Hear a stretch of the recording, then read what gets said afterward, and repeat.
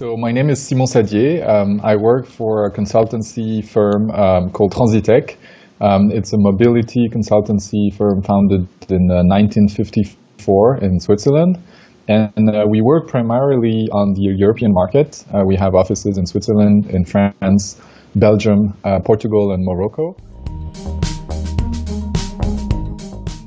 So in Tunisia, AFD is supporting Tunisian authorities in the development of transport infrastructure and services through various concessional loans.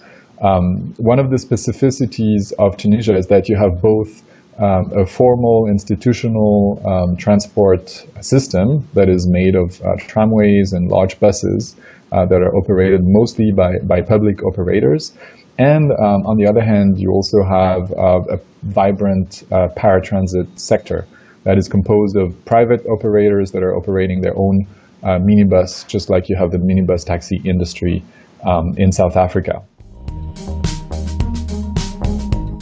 The project we're working on aims at proposing solutions to limit the level of competition between the institutional transport services and the paratransit sector, and to go towards more complementarity as opposed to the current situation of competition.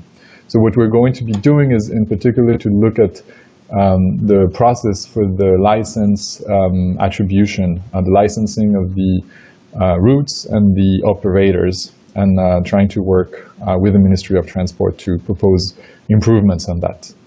But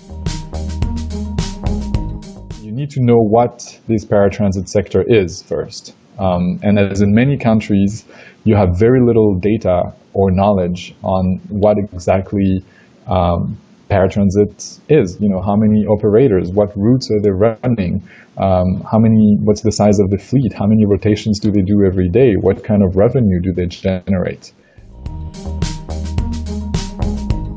South Africa has been very interesting for us, in that it's probably the country in the world where the most advanced process of reforms, of integration of the paratransit sector has been happening. So it's an example where we try to find inspiration and ideas for that we could replicate in other countries in the world, especially throughout the African continent. Had previous experience mapping paratransit networks in Accra, Ghana in particular, where we mapped over 300 paratransit routes. And back then we were using smartphones equipped with GPS chips, but we were using two different applications. And using these two apps, it worked, but it required a lot of manual work to patch the two data sets together afterwards. And the transmission of the files was not as easy as with GoMetro. So having all these two functionalities built into the same package definitely made work much simpler for us. The application was fairly easy to use. We gave our surveyor a 2-hour training, in the office, and then we went outdoors for maybe a few minutes to try, the app, walking and pretending that we were making stops along a minibus route. One of the things that made it easy to keep count of passengers boarding and alighting was also to have, the balance of passengers on board the vehicle at the top of the screen. In my previous experiences, we didn't have that. And so when you would get the data from the collectors, sometimes the figures didn't add up. And at the end of the trip, you had a negative balance, which didn't make sense.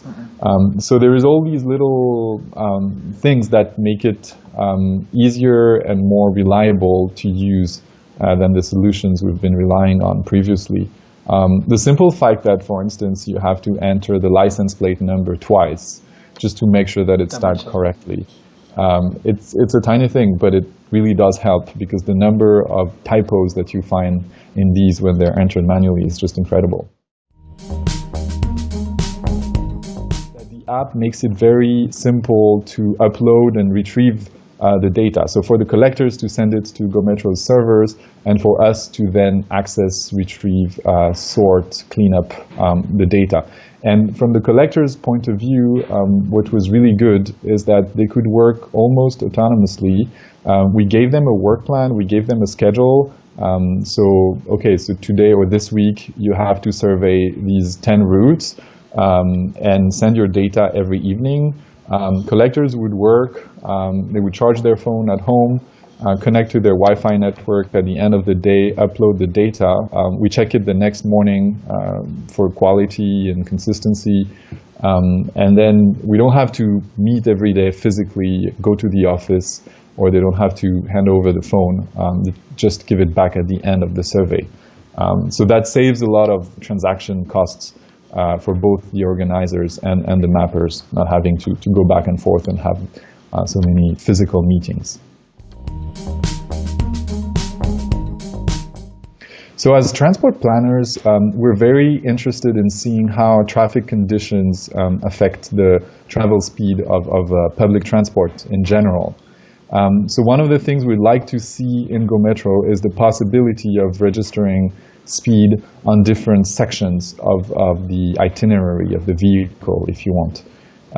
Because when you want to target investments to improve travel time on a specific public transport route, you need to be able to identify which sections are the most critical or the most congested. Is it this one street? Is it close to this intersection? So that you work in priority on these areas to improve the commercial speed of your vehicles.